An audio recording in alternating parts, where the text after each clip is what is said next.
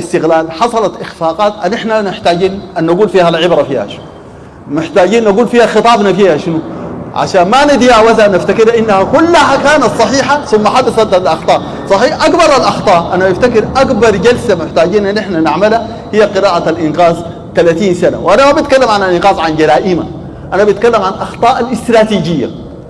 وأهم خطاب بالنسبة لي في الإنقاذ هي أخطاء الاستراتيجية. الإنقاذ ألغت ألغت الدولة تماما. الآن الحيرة والضياع اللي احنا فيه لأنه لم نرث دولة مع الإنقاذ. الإنقاذ ألغت الدولة نهائيا، ألغتها نهائيا. حولت بالدستور رئيس الجمهورية لفرعون مطلق السلطات، يلغي الدستور ويلغي البرلمان ويلغي مجلس الوزراء ويلغي، وهو يعين أي شيء، يعين الغفير ومدراء الجامعات ورئيس القضاء أي شيء يعينه. فأورثتنا نظام بائس. عشان كده لما يجي الرجل الأول الآن يجد ضياع، لا يستطيع أن يعرف أين الرأس وأين المؤخرة. فالقضية الأساسية هي الإنقاذ، عشان محتاج نجد فيها الوعي، نجد فيها الوعي، الفصل بين السلطات، الفصل بين المؤسسات، التشيك اند بالانس بين مؤسسات الدولة، ده كله ما موجود. النظام الاقتصادي ما في أي مؤسسية لا في الدولة لا في المجتمع تم إلغاء. لما نيجي نتكلم عن تجربة الإنقاذ أعمق من مجرد نقد الجرائم التي ارتكبوها، لكن في التفكيكات والتأثيرات التي فعلوها، من إلغائهم للنظام الاتحادي، لإلغائهم للنظام الاقتصادي، لإلغائهم للنظام السياسي، لإلغائهم لأي نظام موجود. وأصبحت تدار بواسطة أطفال يسمونهم معجزين، الطفل المعجزة، بيديروا كل شيء بخارج المؤسسة. عشان كده لما جو ناس قحط دل راحوا ما عرفوا، زي دخلوهم في دايلما، قالوا لنا نجيبهم من السجن يورونا القصة دي كانوا بيدوروها كيف. ما حيقدروا مش لأنه في حكومة خفية، لأنه ما في نظام ذاته، ما في دافوري يا جماعة. ميسي لو جبت في دافوري ما بيقدر يجيب جول، ما بيقدر، بيكسروا.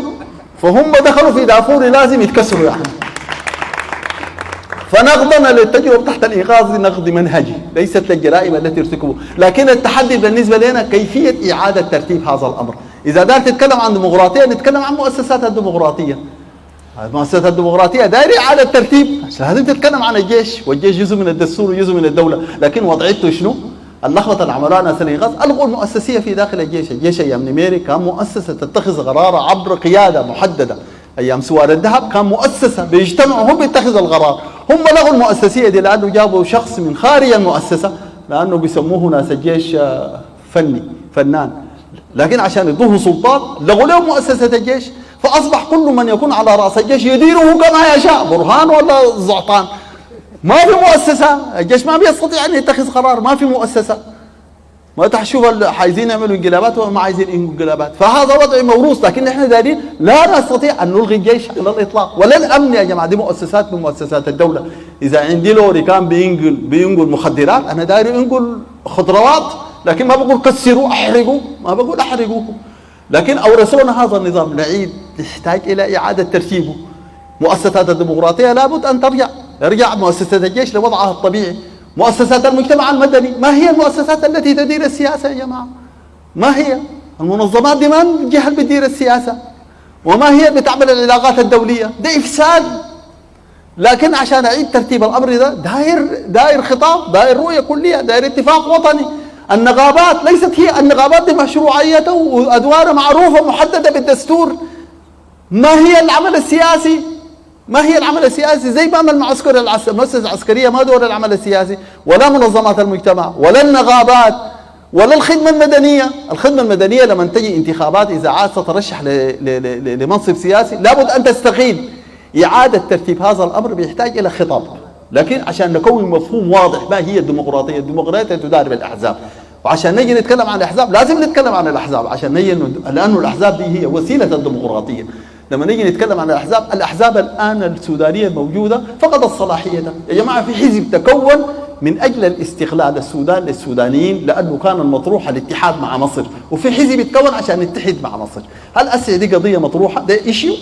حزب لا أسع قاعد باسم الاتحاد، وحزب لحد أسع قاعد باسم حزب الأمة، داير واحد يستغل السودانيين من الإنجليز، نبي نتبع الكومنولث، واحد دايرنا نمشي تحت تاج الفؤاد المصري. دي أحزاب ما عندها برنامج يا جماعة.